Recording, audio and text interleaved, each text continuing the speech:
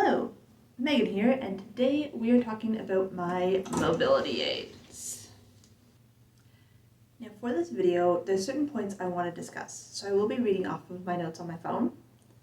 So if I look down and read, that's just why I want to make sure I'm wording myself properly for this.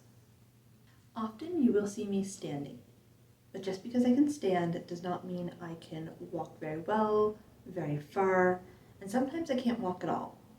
I am what's called a part-time wheelchair user or an ambulatory user. I personally have some invisible disabilities. Now, while your main question will be, why are you in a chair sometimes?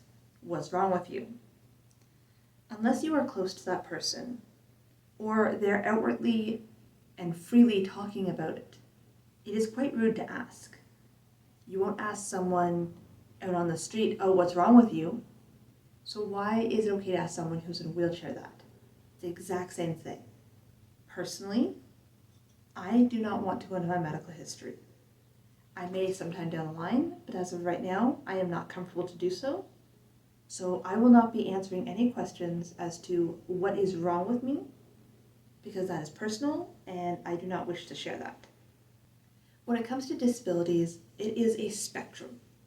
Just because one person requires certain mobility aids or doesn't require certain mobility aids doesn't mean everyone's the same. As you can see with my wheelchair right now, I currently don't have the arms on. I actually don't have the feet on either, the footrest. That is because I'm in my own home.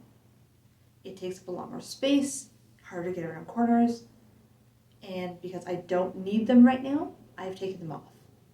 But if I do leave the house, I have the armrest on, I have the footrest on, and I make sure that my wheelchair is safe to go outside. Personally, this chair is for when I'm either having a very bad day in the house or if I'm going to be leaving. If I'm going out all day long and going to the city, I know I won't be able to walk that far or that much. It's going to tire me out and it's going to make it so that I do not enjoy my day. By taking the chair, I can do and keep up with everyone else around me. I'm not going to hold anyone back because of my disabilities, simply by having this chair. Now, if you are interested into how I became comfortable with my chair and how I don't see it as a stigma, I don't see it as a debilitating item, I see it as a freedom, I definitely do plan to make a video on my mental health aspect of coping when I first got the chair, using a cane, all of that stuff in a future video. So please subscribe and be on the lookout for those. Next we have my walker. I use this for more when I'm having a good day and I'm only going to be leaving the house for 2-3 hours, maybe a quick grocery run, things like that. It has a seat, so if I do need to be out longer, I can sit down, I can still rest, but it's still not good for a full day event. Another good thing about the walker is if I have someone else with me and we get to somewhere and there's a few steps, I have my foldable cane inside the bag underneath the seat. I can pull that out, someone else can lift my walker up the stairs, and I can get up the stairs myself. We don't have to go looking for an elevator. So it does have that added element of mobility that the wheelchair doesn't always have. It also helps when I'm out and about and I need to go reach something.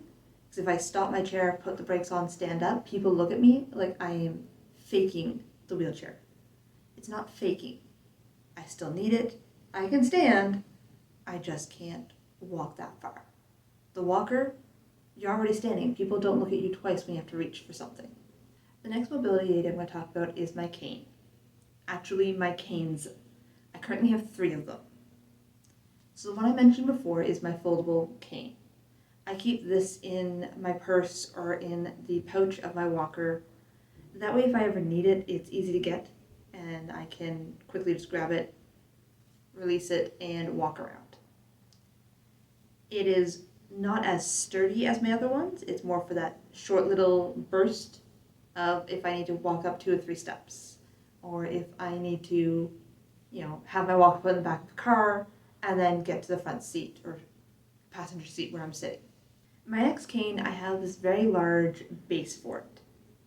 This is so it has more stability this is my main use cane. Some people don't like the big base because it does increase the weight of it. Personally, it doesn't bother me too much. I just like having more stability when walking around. And the last cane I have has this spike attachment onto it. Living in Canada, ice and snow is a big deal. And so if I want to leave the house in winter, I have to be prepared for having extra grip because my other cane will slide on ice. It will not stay. And the last mobility aid I have is actually my knee brace. If I leave the house, unless I'm in my chair, and I know I'm going to be in my chair all day long, I have this on. Now, because of this, I have developed a love for wide leg pants. Because wide leg pants gives me enough space to have it underneath. When it goes over top of pants, it doesn't always fit as properly, it doesn't fit as snug, it can slide. So by having it underneath your pants and directly on your skin, it definitely helps give more support and stability. Please understand, if you see someone with a mobility aid one day, and the next day they don't have it, it doesn't mean it's not valid. It doesn't mean they were faking it. It does not diminish their need for the mobility aids. They're called aids for a reason. They're to aid in the person's life and their quality of life. You never know what someone's going through. You never know if they have an invisible disability. You don't know if they've been injured recently or a long time ago. You don't know their history. Don't make any judgments. And if you're an ambulatory like myself, you are valid.